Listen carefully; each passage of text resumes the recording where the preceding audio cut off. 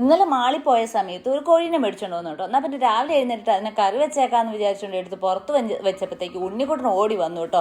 നമുക്ക് കോഴീനെ ചുടാന്ന് പറഞ്ഞുകൊണ്ട്. ഉണ്ണിക്കുട്ടനാണെങ്കിൽ ഒരു വൃത്തികെട്ട സ്വഭാവമാണ്. ചില സമയത്ത് പറയും കോഴീനെ ചുട്ട് തിന്നാന്നും, ചില സമയത്ത് പറയും എനിക്കതൊന്നും ഉണ്ടാക്കാൻ പറ്റത്തില്ല, അതുകൊണ്ട് നിങ്ങൾ തന്നെ ഉണ്ടാക്കിക്കുമെന്ന്. അതുകൊണ്ട് ഒരു വക വൃത്തികെട്ട സ്വഭാവം ആയതുകൊണ്ട് ആ ഉത്തരവാദിത്തം മുഴുവൻ ഞങ്ങൾ ഉണ്ണിക്കുട്ടനെ ഏൽപ്പിച്ചു കേട്ടോ. ഓരോ മസാലയും കൂട്ടും കാര്യങ്ങളൊക്കെ അവൻ ഉണ്ടാക്കുകയാണ്. ആ സമയത്ത് സാണി കോഴീനെ നന്നാക്കി വെട്ടി കീറി പറിച്ച് കൊടുത്തു കേട്ടോ. അത് കഴിഞ്ഞ് ഉണ്ണിക്കുട്ടൻ വന്നിട്ട് 4-5 കുത്തും കൊടുത്ത് എൻ്റെ നെഞ്ച് നോക്കി കുത്തിപ്പെറുക്കി അതിൻ്റെ മേലെ മസാലയൊക്കെ തൂത്ത് അങ്ങനത്തെ സെറ്റപ്പുകളും ചെയ്യുന്നുണ്ടായിരുന്നേ. എന്നാൽ പിന്നെ കോഴി ചുട്ട് തിന്നാന്നുള്ള ഒരു ആഗ്രഹത്തോടെ എല്ലാവരും യോജിച്ചു കേട്ടോ. കാരണം എല്ലാവർക്കും അങ്ങനത്തെ പരിപാടിയൊക്കെ ഭയങ്കര ഇഷ്ടമാണ്.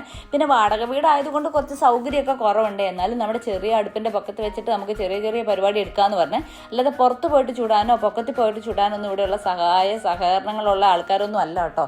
എന്തോ തീ പിടിച്ചു എന്ന് പറഞ്ഞുകൊണ്ട് ഓടിക്കൂടുന്ന രീതിക്ക് എന്തെങ്കിലും ആവുമോ എന്ന് വിചാരിച്ചിട്ട് എല്ലാം അടുക്കള വെച്ച് തന്നെ ചെയ്യാമെന്ന് വിചാരിച്ചിട്ട് ഓരോന്ന് ചെയ്തുകൊണ്ടിരിക്കുകയാണ്. അങ്ങനെ ഉണ്ണിക്കുട്ടൻ അതിനൊരു പ്രത്യേക ശൈലിയിൽ കുറച്ച് കൂട്ടുകളൊക്കെ ഉണ്ടാക്കിയിട്ടോ. നാടൻ ശൈലിയിലാണ് അതിൻ്റെ കൂട്ടുകളൊക്കെ.